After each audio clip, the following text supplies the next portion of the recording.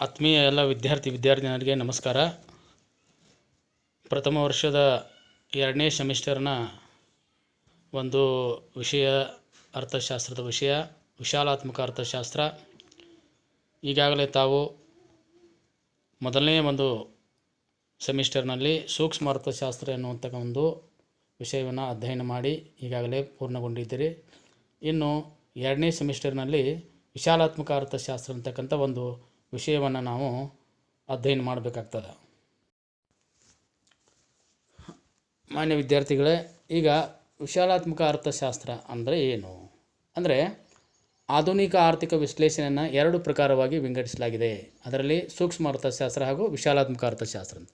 ಈ 2 ಪರಿಕಲ್ಪನೆಗಳನ್ನು ಮೊದಲ ಬಾರಿಗೆ ಪ್ರತ್ಯೇಕಿಸಿ ಅಧ್ಯಯನ ಮಾಡಿರ್ತಕ್ಕಂಥ ವ್ಯಕ್ತಿ ಯಾರಂದರೆ ಓಸ್ಲೋ ವಿಶ್ವವಿದ್ಯಾಲಯದ ಪ್ರಾಧ್ಯಾಪಕರಾದಂಥ ಪ್ರೊಫೆಸರ್ ರಾಗ್ನಾರ್ ಪ್ರಿಷನ್ ಅಂತಕ್ಕಂಥವ್ರು 1920ರಲ್ಲಿ ಇವೆರಡನ್ನು ಪ್ರತ್ಯೇಕಿಸಿ ನಂತರ ವಿಶಾಲಾತ್ಮಕ ಅರ್ಥಶಾಸ್ತ್ರಕ್ಕೆ ಹೆಚ್ಚಿನ ಮಹತ್ವತೆಯನ್ನು ಅವರು ನೀಡ್ತಾರೆ. ಹಾಗಾಗಿ ಇವತ್ತು ವಿಶಾಲಾತ್ಮಕ ಅರ್ಥಶಾಸ್ತ್ರ ಅನ್ನೋದು ಹೆಚ್ಚು ಮಹತ್ವತೆಯನ್ನು ಪಡೆದುಕೊಂಡಿದೆ ಅಂತೇಳಿ ನಾವು ಹೇಳ್ಬೋದು. ಹಾಗಾದರೆ ವಿಶಾಲಾತ್ಮಕ ಅರ್ಥಶಾಸ್ತ್ರ ಅಥವಾ ಮ್ಯಾಕ್ರೋ ಎಕನಾಮಿಕ್ಸ್ ಅಂದರೆ ಏನು? ಮ್ಯಾಕ್ರೋ ಎಂಬ ಪದ ಗ್ರೀಕ್ ಭಾಷೆಯ ಮ್ಯಾಕ್ರೋಜ್ ಎಂಬ ಪದದಿಂದ ಬಂದಿದೆ ಅನ್ನುವಂಥದ್ದನ್ನು ನಾವು ನೋಡ್ತೇವೆ.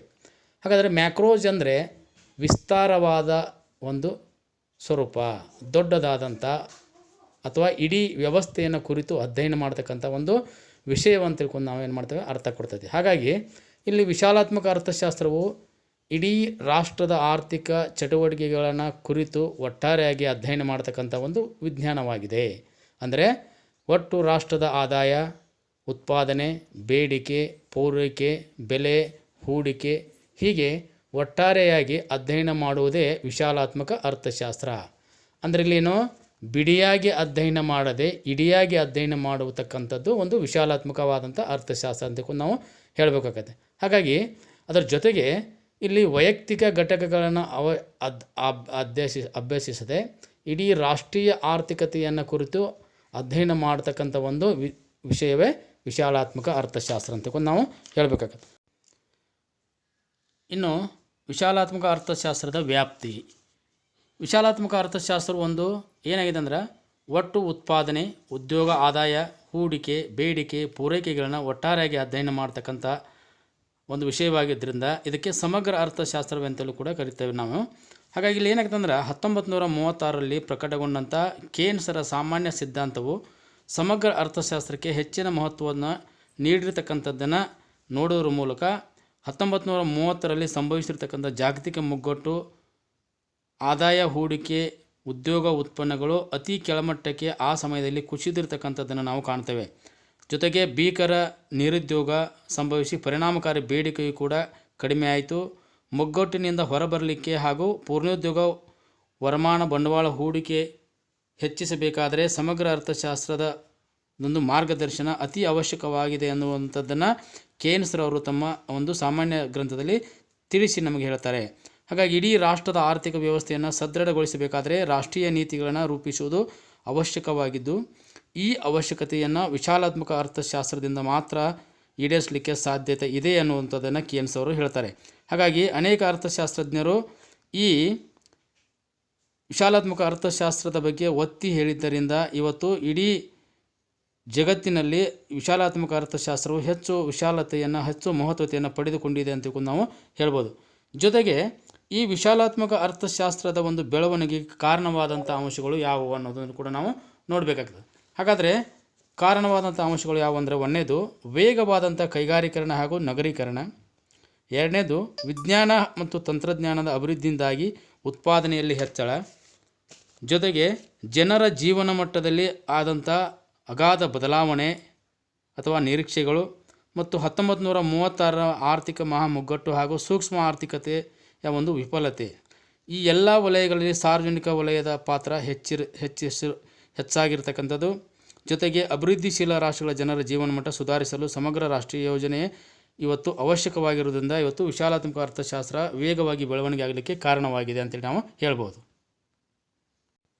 ಹಾಗಾದರೆ ವಿದ್ಯಾರ್ಥಿಗಳೇ, ಈ ವಿಶಾಲಾತ್ಮಕ ಅರ್ಥಶಾಸ್ತ್ರದಿಂದ ಏನು ಪ್ರಯೋಜನ ಇದ್ದಾವೆ ಅಥವಾ ಅದರ ಮಹತ್ವತೆ ಏನು ಅನ್ನೋದನ್ನು ನಾವು ನೋಡಿದಾಗ, ಒಂದನೇದು ಆರ್ಥಿಕ ನೀತಿಗಳ ರೂಪಿಸಲಿಕ್ಕೆ ವಿಶಾಲಾತ್ಮಕ ಅರ್ಥಶಾಸ್ತ್ರ ಭಾಳ ಉಪಯುಕ್ತಕಾರಿಯಾಗಿದೆ. ಅಂದರೆ ಇಡೀ ದೇಶಕ್ಕೆ ಅನ್ವಯ ಆಗ್ತಕ್ಕಂಥ ಆರ್ಥಿಕ ನೀತಿಯನ್ನು ರೂಪಿಸಲಿಕ್ಕೆ ವಿಶಾಲಾತ್ಮಕ ಅರ್ಥಶಾಸ್ತ್ರವು ಭಾಳ ಮಹತ್ವವಾಗಿದೆ. ಎರಡನೇದು ಆರ್ಥಿಕ ಸಮಸ್ಯೆಗಳನ್ನು ತಿಳಿದುಕೊಳ್ಳಲಿಕ್ಕೆ ಉಪಯುಕ್ತಕಾರಿಯಾಗಿದೆ. ಅಂದರೆ ಇಡೀ ದೇಶದ ಆರ್ಥಿಕ ವ್ಯವಸ್ಥೆಯಲ್ಲಿ ಆಗ್ತಕ್ಕಂಥ ಆರ್ಥಿಕ ಸಮಸ್ಯೆಯನ್ನು ತಿಳಿದುಕೊಳ್ಬೇಕಾದ್ರೆ ನಾವು ವಿಶಾಲಾತ್ಮಕ ಅರ್ಥಶಾಸ್ತ್ರ ನಮಗೆ ಭಾಳ ಮಹತ್ವವಾಗಿದೆ.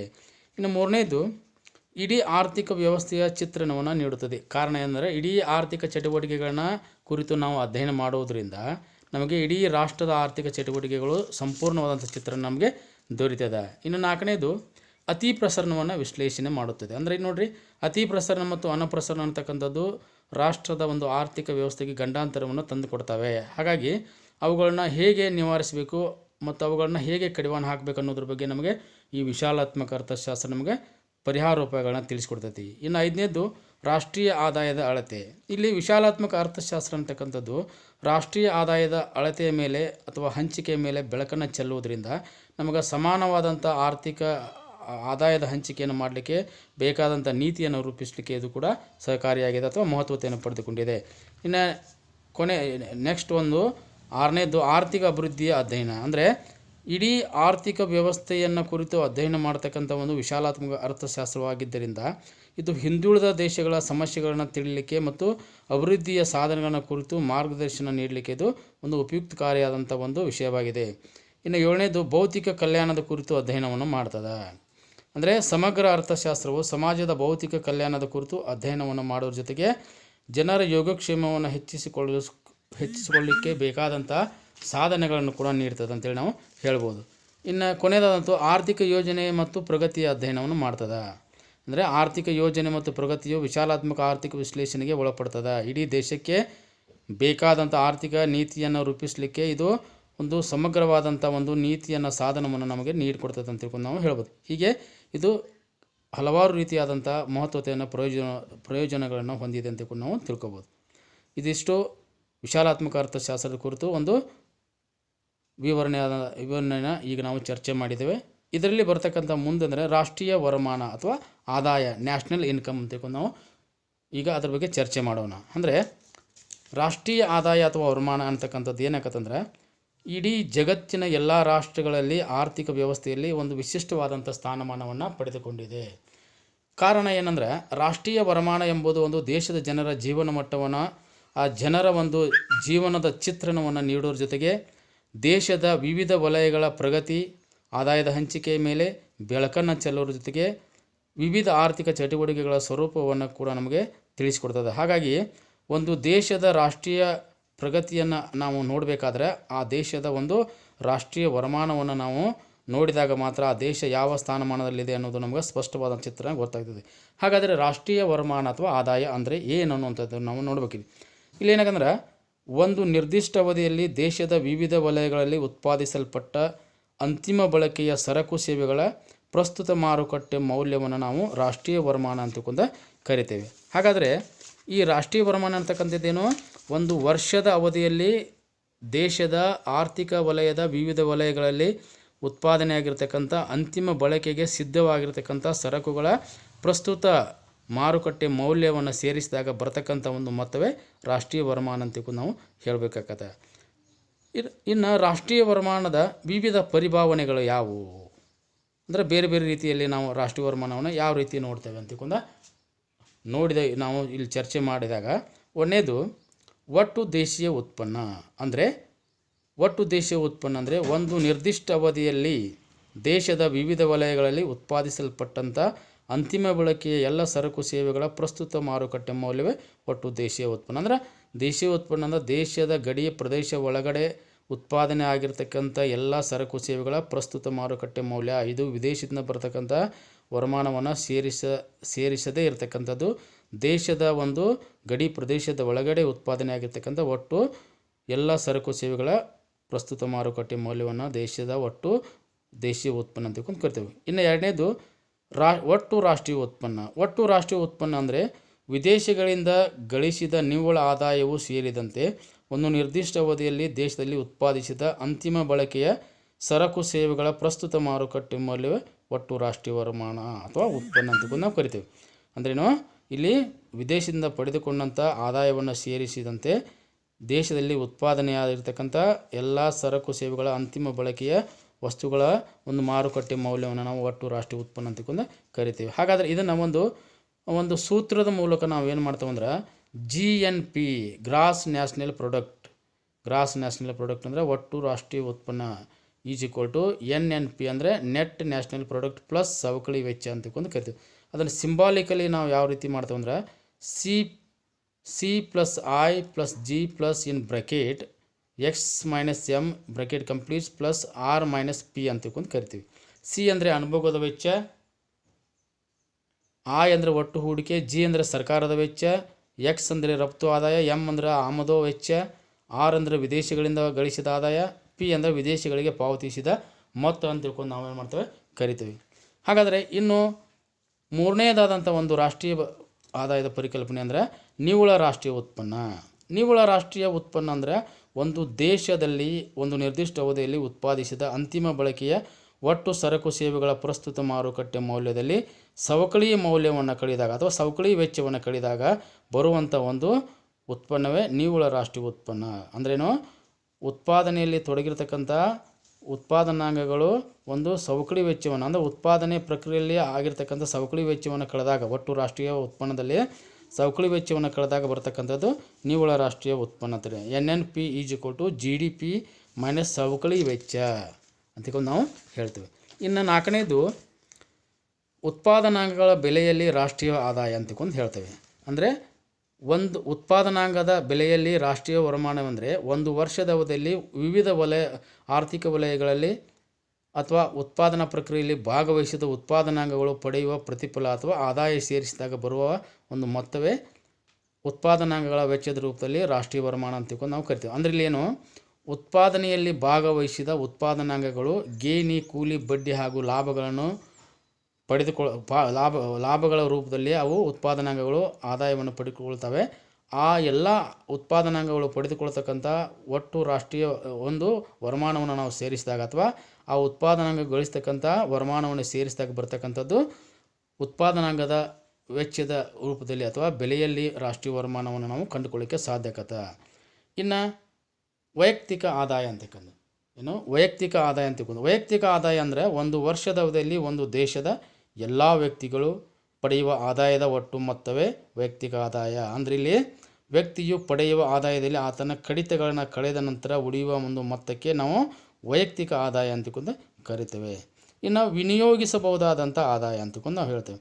ವಿನಿಯೋಗಿಸಬಹುದಾದಂಥ ಆದಾಯ ಅಂದ್ರೇನು, ಒಬ್ಬ ವ್ಯಕ್ತಿಯು ಪಡೆಯತಕ್ಕಂಥ ಆದಾಯದಲ್ಲಿ ಸರ್ಕಾರಕ್ಕೆ ನೇರ ತೆರಿಗೆಯನ್ನು ಸಂದಾಯ ಮಾಡಿದ ನಂತರ ನಿವ್ವಳವಾಗಿ ತನಗೆ ಏನು ಆದಾಯ ಉಳಿತೈತಲ್ಲ ಆ ಒಂದು ಆದಾಯಕ್ಕೆ ನಾವು ವಿನಿಯೋಗಿಸಬಹುದಾದಂಥ ಆದಾಯ ಅಂತಕೊಂಡು ಕರಿತೀವಿ. ಅಂದ್ರೇನು, ಒಬ್ಬ ವ್ಯಕ್ತಿಯು ಒಂದು ವರ್ಷದಲ್ಲಿ ತಾನು ಪಡಿತಕ್ಕಂಥ ಆದಾಯದಲ್ಲಿ ಸರ್ಕಾರಕ್ಕೆ ನೇರ ತೆರಿಗೆಯನ್ನು ಕಟ್ಟಿದ ನಂತರ ಏನು ಉಳಿತೈತಲ್ಲ ನಿಜವಾಗಿ ಅವಾಗ ಅದು ದೊರೆಯಬಹುದಾದಂಥ ಆದಾಯ ಅಂತಕೊಂಡು ಕರಿತೇವೆ.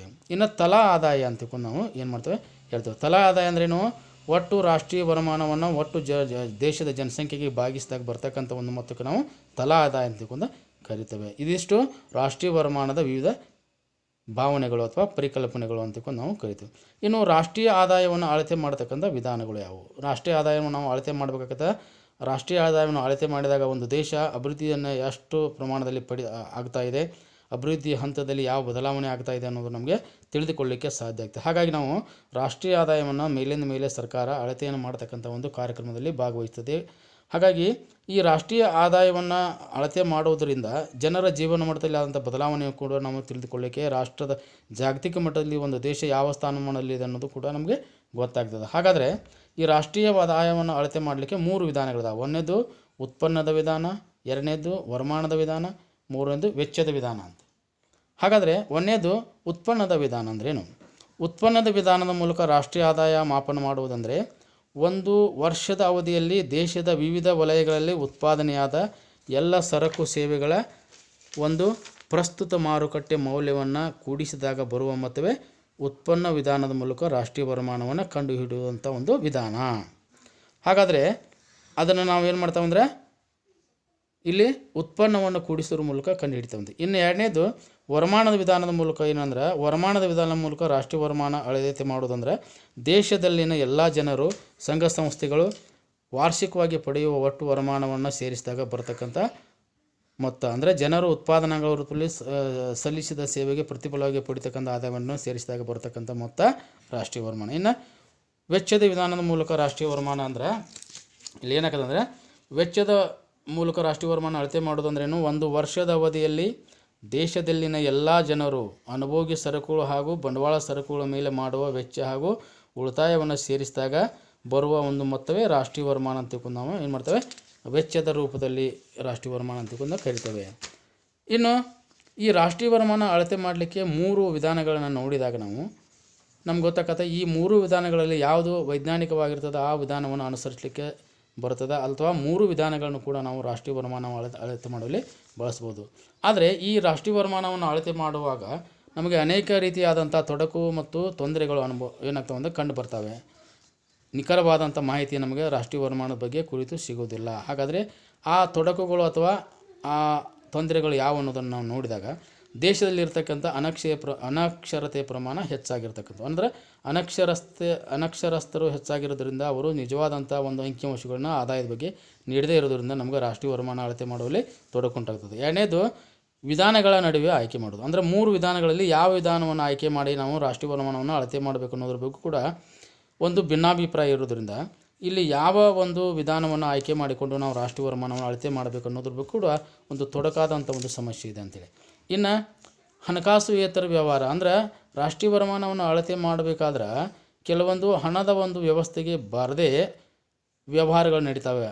ಆ ಒಂದು ನಿಟ್ಟಿನಲ್ಲಿ ನಾವು ರಾಷ್ಟ್ರೀಯ ವರಮಾನವನ್ನು ಅಳತೆ ಮಾಡಲಿಕ್ಕೆ ಕೂಡ ಅದು ಸಮಸ್ಯೆಯನ್ನು ಒಡ್ಡುತ್ತದೆ ಅಂತ ತಿಳ್ಕೊಂಡು ನಾವು ಹೇಳ್ಬೋದು. ಇನ್ನು ಅಂಕಿಅಂಶಗಳ ಕೊರತೆ, ಈ ರಾಷ್ಟ್ರೀಯ ವರಮಾನ ಅಳತೆ ಮಾಡಲಿಕ್ಕೆ ಬೇಕಾದಂಥ ವೈಜ್ಞಾನಿಕವಾದಂಥ ಅಂಕಿಅಂಶಗಳು ಕೂಡ ನಮಗೆ ನಿಖರವಾಗಿ ದೊರೆಯದೇ ಇದ್ದಾಗ, ಸಮರ್ಪಕವಾಗಿ ಸಿಗದೇ ಇದ್ದಾಗ ಅದು ಕೂಡ ಏನಾಗ್ತದಂದ್ರೆ ರಾಷ್ಟ್ರೀಯ ವರಮಾನ ಅಳತೆಯಲ್ಲಿ ತೊಡಕನ್ನು ಉಂಟು ಮಾಡ್ತದೆ ಅಂತೆ. ಇನ್ನು ಕಾನೂನು ಬಾಹಿರವಾದಂಥ ಚಟುವಟಿಕೆಗಳು ಕೂಡ ನಡೀತಾವೆ ದೇಶದಲ್ಲಿ. ಅಂದ್ರೇನು, ರಾಷ್ಟ್ರೀಯ ವರಮಾನವನ್ನು ಅಳತೆ ಮಾಡಲಿಕ್ಕೆ ಬೇಕಾದಂಥ ಒಂದು ವೈಜ್ಞಾನಿಕವಾದಂಥ ಮಾಹಿತಿಯನ್ನು ಪಡೆಯಬೇಕಾದ್ರಲ್ಲಿ ಒಂದು ಕಾನೂನು ಬಾಹಿರವಾದಂಥ ಚಟುವಟಿಕೆಗಳ ಮೂಲಕ ವ್ಯವಹಾರಗಳು ನಡೀತಾ ಇರೋದ್ರಿಂದ ಅವು ರಾಷ್ಟ್ರೀಯ ವರಮಾನದ ಒಂದು ಅಳತೆ ವ್ಯಾಪ್ತಿಗೆ ಬರೋದಿಲ್ಲ. ಆದ್ದರಿಂದ ಅಲ್ಲಿಯೂ ಕೂಡ ಏನಕ್ಕಂದ್ರೆ ನಿಖರವಾದಂಥ ರಾಷ್ಟ್ರೀಯ ವರಮಾನದ ಅಂಕಿಅಂಶಗಳು ದೊರೆಯೋದಿಲ್ಲ. ಇನ್ನು 6ನೇದು ಸ್ವ ಅನುಭೋಗ, ಅಂದ್ರೆ ನಾವು ಸಮಾಜದಲ್ಲಿ ಉತ್ಪಾದನೆ ಮಾಡಿರ್ತಕ್ಕಂಥ ಎಲ್ಲ ಸರಕುಗಳ ಪ್ರಮಾಣದಲ್ಲಿ ಗೃಹ ಬಳಕೆಯಾಗಿ ಎಷ್ಟು ಉಪಯೋಗ ಮಾಡಿರ್ತವೆ, ಅಂದರೆ ನಮ್ಮ ಮನೆಗೆ ಎಷ್ಟು ನಾವು ಸ್ವತಃ ಉತ್ಪಾದನೆ ಮಾಡಿರ್ತಕ್ಕಂಥದ್ರಲ್ಲಿ ನಾವು ಸ್ವತಃ ನಮ್ಮ ಕುಟುಂಬಕ್ಕೆ ಎಷ್ಟು ಅದನ್ನು ಬಳಕೆ ಕೊಂಡಿದ್ದೇವೆ ಅನ್ನೋದ್ರ ಬಗ್ಗೆ ನಾವು ನಿಖರವಾದಂಥ ಒಂದು ಅಂಕಿಅಂಶಗಳನ್ನು ನಾವು ಕೊಡೋದಿಲ್ಲ. ಅಲ್ಲಿಯೂ ಕೂಡ ಏನಕ್ಕಂದ್ರೆ ರಾಷ್ಟ್ರೀಯ ವರಮಾನದ ಅಳತೆಯಲ್ಲಿ ಸಾಕಷ್ಟು ಗೊಂದಲ ಅಥವಾ ತೊಂದರೆ ಉಂಟಾಗ್ತದೆ. ಇನ್ನು ಸವಕಳಿ ವೆಚ್ಚದ ಲೆಕ್ಕ ಹಾಕುವುದು ಕಷ್ಟಕರ. 7ನೇದು ರಾಷ್ಟ್ರೀಯ ಆದಾಯವನ್ನು ಅಳತೆ ಮಾಡುವಾಗ ಉತ್ಪಾದನೆ ಆದಂಥ ಎಲ್ಲ ಅಂತಿಮ ಬಳಕೆಯ ಸರಕು ಸೇವೆಗಳ ಮೌಲ್ಯವನ್ನು ಗಣನೆಗೆ ತೆಗೆದುಕೊಳ್ಳೋದ್ರಿಂದ ಉತ್ಪಾದನೆ ಹಂತದಲ್ಲಿ ಸವಕಳಿ ವೆಚ್ಚ ನಿಖರವಾಗಿ ಪಡೆಯೋದು ಭಾಳ ಕಷ್ಟವಾಗ್ತದೆ ಅಂತ ನಾವು ಹೇಳ್ಬೋದು. ಎಷ್ಟು ಖರ್ಚಾಯಿತು, ಎಷ್ಟು ಹರಿತು, ಎಷ್ಟು ಖರ್ಚು ಮಾಡಿದ್ದು ಅನ್ನೋದ್ರ ಬಗ್ಗೆ ನಾವು ಏನಾಗೋದ ನಿಜವಾಗಿ ಹೇಳಲಿಕ್ಕೆ ಸಾಧ್ಯ ಇಲ್ಲ. ಇನ್ನು ಕೊನೆಯದಾದಂಥದ್ದು ವರ್ಗಾವಣೆ ಪಾವತಿಗಳ ಸಮಸ್ಯೆ ಕೂಡ ಒಂದು ರಾಷ್ಟ್ರೀಯ ವರಮಾನದ ಅಳತೆಯಲ್ಲಿ ಸಮಸ್ಯೆಯನ್ನು ಉಂಟು ಮಾಡ್ತದೆ. ಅದರಲ್ಲಿ ಕೆಲವು ವರ್ಗಾವಣೆ ಸಂದಾಯಗಳಂಥ ವೃದ್ಧಾಪ್ಯ ವೇತನ, ನಿರುದ್ಯೋಗ ಭತ್ಯೆ, ಹೆರಿಗೆ ಭತ್ಯೆ, ಅಂಗವಿಕಲರ ವೇತನ, ಅಪಘಾತ ವಿಮೆ ಇಂಥವುಗಳು ರಾಷ್ಟ್ರೀಯ ಆದಾಯದ ಮಾಪನದಲ್ಲಿ ಸೇರಿಸಬೇಕು ಅಥವಾ ಸೇರಿಸಬಾರದು ಎಂಬುದರ ಬಗ್ಗೆ ಇನ್ನೂ ಕೂಡ ಜಿಜ್ಞಾಸೆ ಇದೆ. ಇವು ಒಂದು ಕಡೆ ಜನ ಆದಾಯವಾದರೆ ಇನ್ನೊಂದು ಕಡೆ ಸರ್ಕಾರದ ವೆಚ್ಚಗಳಾಗಿರ್ತವೆ. ಇವು ಕೂಡ ಇನ್ನೊಂದು ಇದು ದೊಡ್ಡ ಸಮಸ್ಯೆ ಆಗಿ ಇವತ್ತು ನಮಗೆ ರಾಷ್ಟ್ರೀಯ ಆದಾಯದ ಒಂದು ಅಳತೆಯಲ್ಲಿ ಸಮಸ್ಯೆಯನ್ನು ಕೊಡ್ತಾ ಇದೆ ಅನ್ನೋದ್ರ ಬಗ್ಗೆ ನಾವು ನೋಡಬೇಕಾಗತ್ತೆ. ಹಾಗಾಗಿ ಇವಿಷ್ಟು ರಾಷ್ಟ್ರೀಯ ಆದಾಯ ಮತ್ತು ರಾಷ್ಟ್ರೀಯ ಆದಾಯದ ಪರಿಭಾವನೆಗಳು ಮತ್ತು ರಾಷ್ಟ್ರೀಯ ಆದಾಯದ ಅಳತೆಯ ವಿಧಾನಗಳು ಮತ್ತು ರಾಷ್ಟ್ರೀಯ ಆದಾಯವನ್ನು ಅಳತೆ ಮಾಡುವಲ್ಲಿ ಎದುರಾಗತಕ್ಕಂಥ ಸಮಸ್ಯೆಗಳನ್ನು ತಿಳ್ಕೊಂಡು ನಾವು ಇಲ್ಲಿವರೆಗೆ ಚರ್ಚೆ ಮಾಡಿದ್ದು. ಹಾಗಾಗಿ ಈ ಒಂದು ಚರ್ಚೆಗೆ ಎಲ್ಲ ವಿದ್ಯಾರ್ಥಿಗಳಿಗೆ ಚರ್ಚೆಯನ್ನು ಮಾಡಿರ್ತಕ್ಕಂಥ ವಿಷಯವನ್ನು ಗಮನವಿಟ್ಟು ಮುಂದಿನ ಒಂದು ಪಾಠದವರೆಗೆ ಅಧ್ಯಯನ ಮಾಡಬೇಕು ಅಂತ ತಿಳ್ಕೊಂಡು ತಮ್ಮಲ್ಲಿ ಕೇಳಿಕೊಳ್ತಾ ಇದಕ್ಕೆ ಸಹಕಾರ ನೀಡಿದ್ದಕ್ಕಾಗಿ ಧನ್ಯವಾದಗಳು.